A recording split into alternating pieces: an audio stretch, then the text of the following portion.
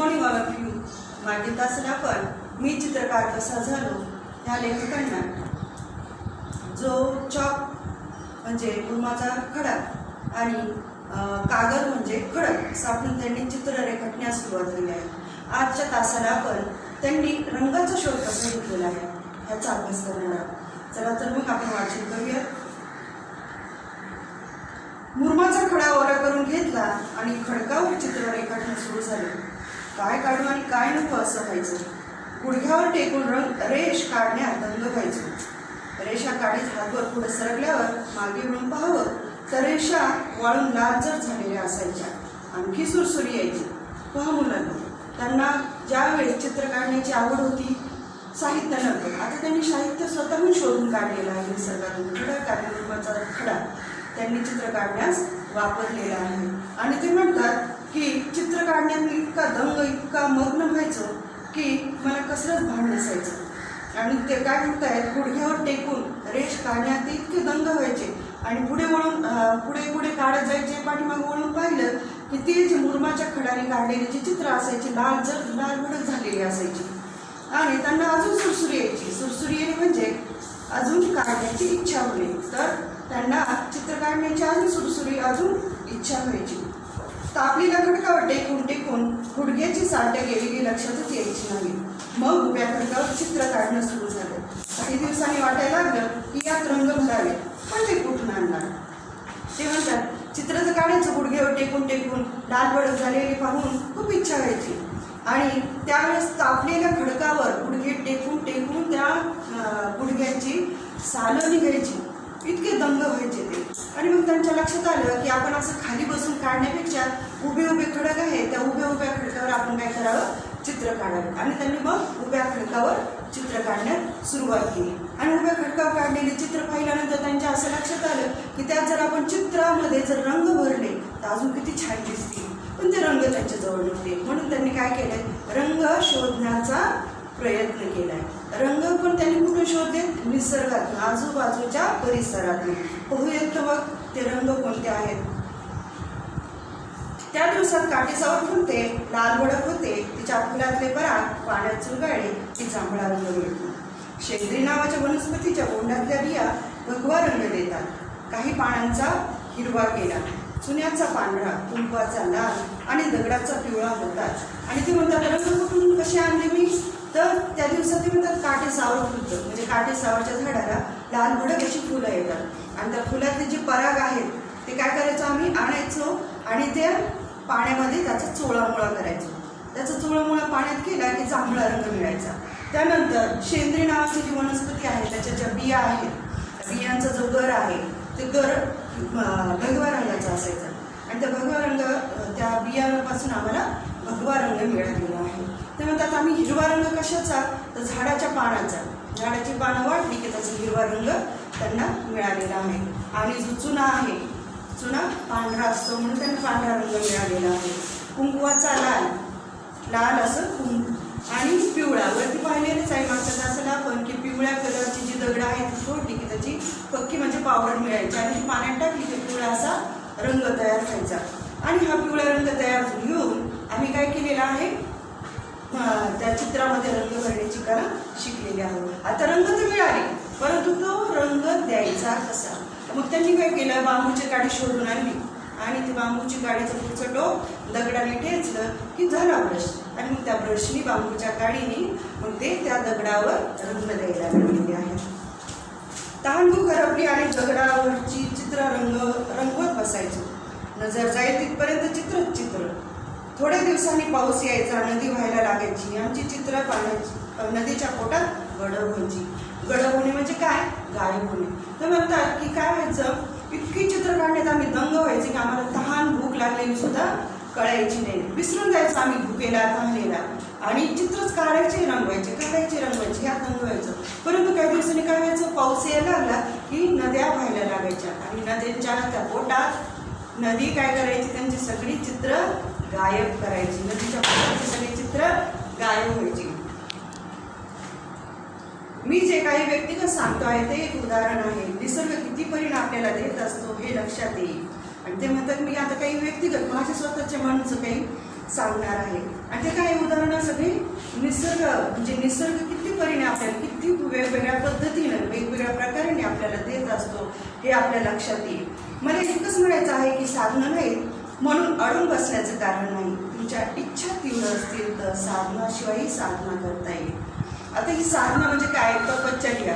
आता तुम्ही काय करू शकता की तुमची जर इच्छा तीव्र असेल साधना नसू द्या. प्रत्येक मुलाला कुठला ना कुठला छंद असतो, कुठला ना कुठला नाद असतो किंवा त्याला काहीतरी जीवनामध्ये करायचं असतं, मनात इच्छा असते. पण तुमची ती इच्छा आहे ती कशी असली पाहिजे, तीव्र असली पाहिजे. किती अडचण असू द्या, साधना असो किंवा नसो, काही असो नसो तरी सुद्धा आपण काय केलं पाहिजे की आपण त्या आपल्या इच्छेचा पाठपुरावा केला पाहिजे. आपण त्या इच्छा पूर्ण करण्यासाठी आपण काय केलं पाहिजे, तिथपर्यंत पोहोचण्याचे मार्ग शोधले पाहिजे. आणि पर्याय खूप असतात जरी साधनं नसतील. आता पहा, एक तुम्हाला छोटंसं उदाहरण सांगते. एखादा हुशार मुलगा आहे परंतु कसा आहे, तो गरीब आहे. आणि हा गरीब मुलाला काय करायचंय, चांगले मार्क्स पाडायचे आहेत, अभ्यास करून पहिला नंबर गाठायचा आहे. परंतु त्याच्याकडे काय नाही आहेत, गाईड्स नाही आहेत, बुक्स नाही आहेत, नोटबुक्स नाही आहेत, जे अभ्यासाला आवश्यक असं वातावरण आहे ते त्याच्याकडे नाही आहे. तरी सुद्धा जर त्याची मन त्याचं इच्छा असेल, त्याची तळमळ असेल की आपल्याला पहिला नंबर गाठायचा आहे, त्यासाठी तो काय करतो, जरी बुक्स नोटबुक नसतील आपल्या मित्रांकडून इकडून तिकडून जमा करण्याचा, जुनी पुराणी पुस्तकं गाईड्स जमा करून त्या अभ्यासण्याचा, जरी लाईट नसेल वेळ नसेल तरी वेळात वेळ काढून अभ्यास, रस्त्यावरचे लाईट कट इकडे तिकडं धाव घेऊन त्याची तळमळ असते की आपल्याला नंबर आणायचा आहे. आणि त्या नंबर आणण्यासाठी तो काय करत असतो, तळमळीनं ध्येयाकडे जाण्यासाठी सतत प्रयत्न करत असतो. आणि प्रयत्नच त्याला शेवटापर्यंत येत असतात. म्हणजे आपल्यामध्ये काय पाहिजे, ध्येय पाहिजे, ध्यास पाहिजे. जर तुमचा ध्यास, जर तुमची इच्छा तीव्र असेल तर तुम्ही कुठल्याही कार्य व्यवस्थित पार करून त्या साधनाशिवाय, साधनं नसू द्या परंतु आजूबाजूच्या परिस्थितीचा, आजूबाजूच्या निसर्गाचा उपयोग करून तो काय करतो, ते पूर्ण करण्याचा मार्ग शोधत असतो. आणि खेळाडू असे आहेत की त्यांच्याकडे ते खेळण्याचे साहित्य नसताना सुद्धा आज ते प्रसिद्ध असे खेळाडू बनलेले आहेत. आणि चित्रकारही असे आहेत.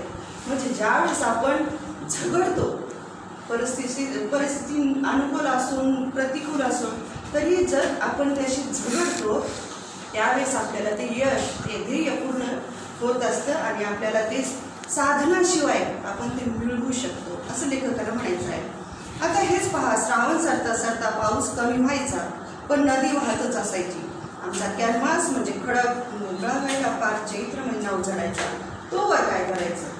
आता ते म्हणतात आम्ही ते चित्र काढण्याचा नाद होता तो मी पूर्ण केला. कसा तरी खडकावर कुठंतरी चित्र रेखाटण्यास मी निसर्गाचा साथ घेतलेला आहे. त्यानंतर चित्र रंगवण्यासाठी जे रंग लागतात ते रंग सुद्धा मी या निसर्गातून मिळवलेले आहे. या आजूबाजूच्या परिस्थितीचा उपयोग करून मी ते पूर्ण केलेलं आहे. ब्रशचाही शोध लावलेला आहे कारण की माझ्या मनामध्ये ते तीव्र इच्छा होती चित्र काढण्याची, ती मी पूर्ण केलेली आहे.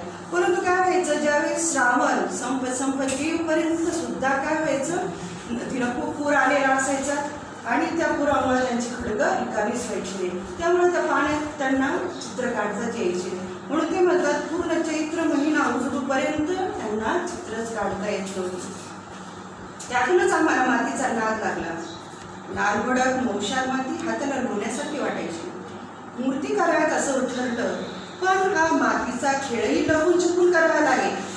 ते म्हणतात हे रंगकाम करायचं, आम्ही चित्र काढणं हे वात्रटपणा वाटायचं घरच्यांना, मास्तरांना म्हणजे शिक्षकांना आणि आईवडिलांना चित्र काढणं म्हणजे वात्रटपणा वाटायचा. आता ही माती काढ, ते म्हणतात जिकडे पाहावं तिकडे लालसर मौशाल अशी लोण्यासारखी अशी माती आम्हाला भेटायची, दिसायची.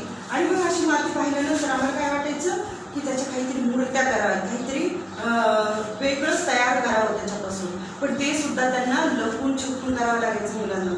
त्यांना अशी काहीतरी मुभा नसायची, काही करा असं नाही, तर आईवडील त्यांना रागवत असावे. तर ते पण ते कसे करायचे, लपून छपून. कधी गोठ्याच्या मागच्या बाजूला नाहीतर गावातील मंदिराजवळ भोपळीच्या झाडाखाली आमचा उद्योग चालायचा. ते म्हणतात हे आम्हाला मूर्ती तयार करण्यासाठी आम्ही काय करायचो तर मूर्त्या करायला एक तर गाईच्या गोठ्यात लपून करायचो, नाही गाईचा गोठा तर मग मंदिराजवळ बकुळीचं झाड होतं, त्या बकुळीच्या झाडाच्या तिथं जाऊन आम्ही मूर्त्या लपून छपून तयार करत बसायचो.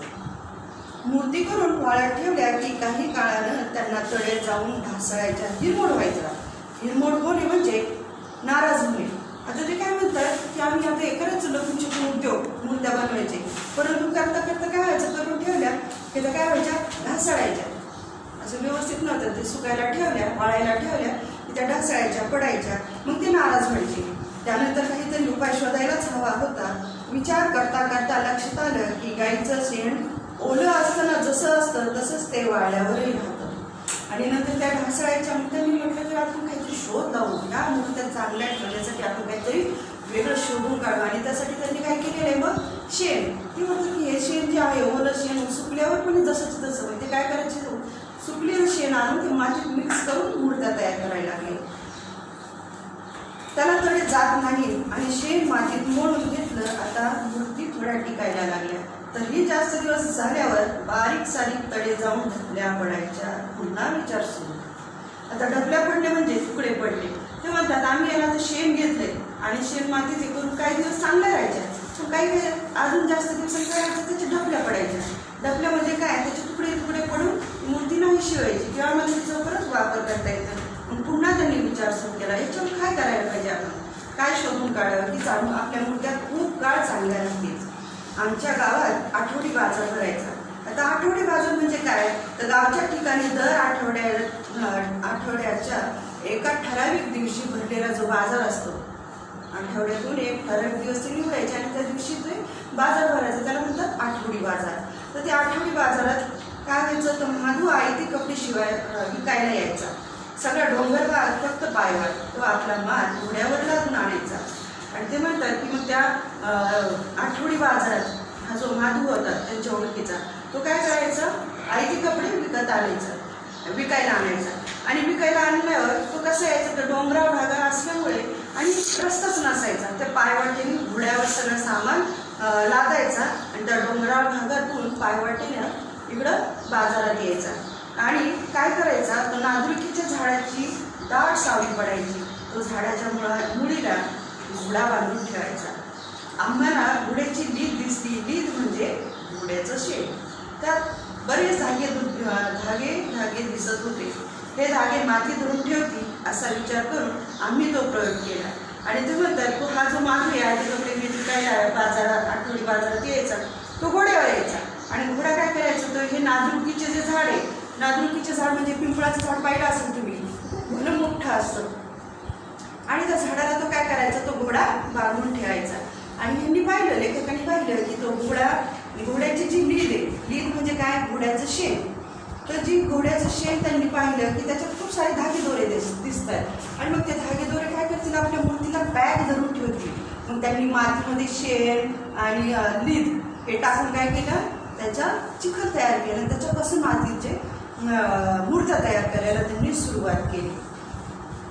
आम्ही तो प्रयोग केला. आता आमच्या मूर्तीला बिलकुल तडे जात नव्हते, बिलकुल म्हणजे अजिबात. ते म्हणतात असा आम्ही प्रयोग केला, त्याच्यामुळे आमची जी मूर्ती होती तर अजिबात तडे जात नव्हते. एवढा आनंद झाला की मला शब्दात सांगता येणार नाही. ते म्हणतात मला इतका आनंद झाला की ही जी मूर्ती आहे तर तुटायचंच नाही, एकदम चांगल्या राहिल्या. पहिले कसं तडे जायचे, ढासळायचे, मग ते नाराज व्हायचे.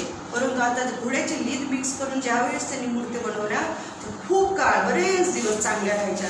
आणि त्या बरेच दिवस चांगल्या राहिल्यामुळे खूप आनंद झालेला आहे त्यांना. ते म्हणतात, मी प्राथमिक शाळेत असताना आर्किमिडीज या शास्त्रज्ञाचा धडा वाचला.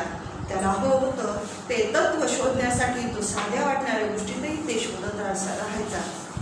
ते सापडल्यावर तो नाणी घरातून युरेका करत धावत सुटला. तेव्हा माझ्या लक्षात आलं की आपल्यालाही तेवढाच आनंद झाला होता जेव्हा मूर्तींना तडे जाण्याचं थांबलं होतं. आपल्यापुरता का होईना, पण तो एक शोध होता.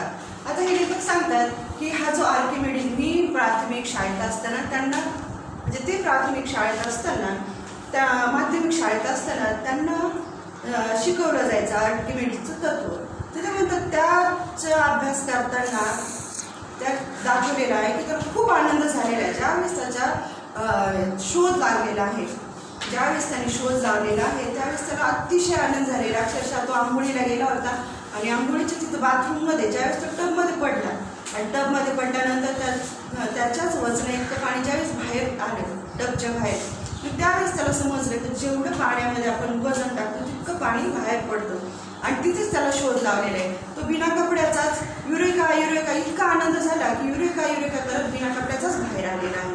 तर लेखक म्हणतात त्याला जेवढा आनंद त्यावेळेस झाला होता तेवढाच आनंद मला आता मुर्द्यात तुटत नाही हे पाहून झालेला आहे.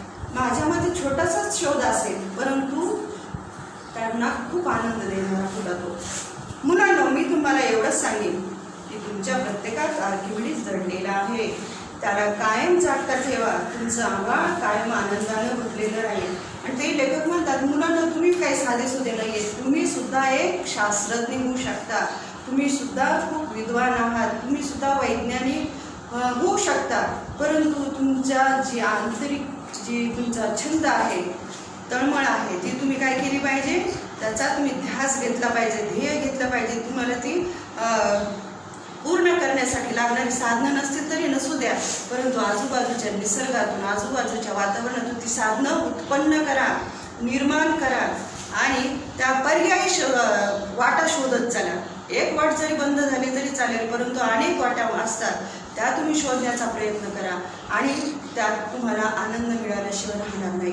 आणि ते म्हणतात की हा आर्किमिडीज काय खूप मोठा हे नव्हता, परंतु तो बारीक सारीक गोष्टीमध्ये, कुठल्याही बारीक सारीक गोष्टीमध्ये शोध घ्यायचा. ह्याच्यातून हे काय होतं असेल काय, त्याची तळमळ होती. शोध म्हणजे असं तसं विचारशक्ती कायम चालू राहायची, विचार प्रक्रिया कायम चालू राहायची की काहीतरी शोध या बारीक सारीक गोष्टीमध्ये. तुम्ही सुद्धा त्याच्यासारख्याच बारीक सारीक गोष्टीमध्ये आणि तुम्हाला जे छंद आहेत ते जोपासण्यासाठी इतर गोष्टींचा जरी त्या नाही मिळाल्या, वेळेवर नाही मिळाल्या तरी पर्यायी गोष्टी, पर्यायी वस्तूंचा तुम्ही काय करा, पाठपुरावा करा, त्या शोधा, त्या करणं आणि तुमचे जे छंद आहेत ते पूर्ण करण्यास तुम्हाला मदत होईल. तर लेखकाने ह्या पाठामध्ये केवळ एकच गोष्ट सांगायची आहे की जर साधनं जरी नसतील तरी तुम्ही तुमचे छंद, तुमच्या इच्छा, आकांक्षा पूर्ण करण्याचा ध्यास तुम्ही ठेवला पाहिजे. तर मुलांनो, स्वाध्याय लिहिण्याच्या इथे आपला धडा संपलेला आहे. स्वाध्याय लिहिण्याच्या पूर्वी मी काही शब्दार्थ, वाक्प्रचार आणि मराठी महिने दिलेले आहेत वाखाली. ते तुम्ही व्यवस्थित स्वच्छ सुंदर अशा अक्षरामध्ये